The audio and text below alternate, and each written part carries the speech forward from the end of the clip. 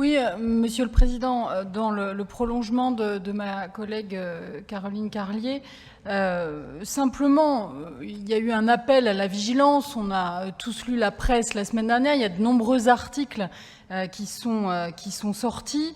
Récemment, par la voix de Nicolas Duvou, le Conseil national des politiques de lutte contre la pauvreté, le CNLE, a quand même critiqué ce nouveau dispositif du RSA avec la loi dite plein emploi et ses 15 heures d'activité obligatoire, en remettant les choses dans l'ordre et en proposant de redéfinir les termes de l'accompagnement, ainsi que la sanctuarisation d'un revenu plancher, ce qui paraît quand même pas complètement stupide, effectivement, que la personne, comme vous prenez l'exemple de quelqu'un qui ne jouerait pas le jeu, etc., mais derrière elle, il y a peut-être une famille.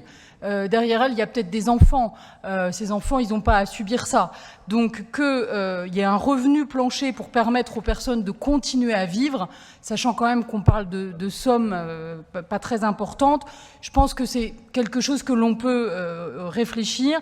Et puis, assurer la continuité des droits, c'est aussi ce qui est prôné par le CNLE.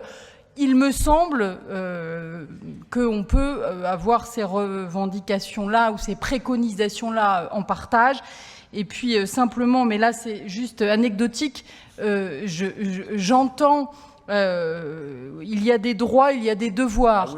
Ah, oui. Je suis d'accord avec ça. Alors moi je propose 15 heures d'activité dans le bénévolat pour toutes les personnes qui peuvent défiscaliser.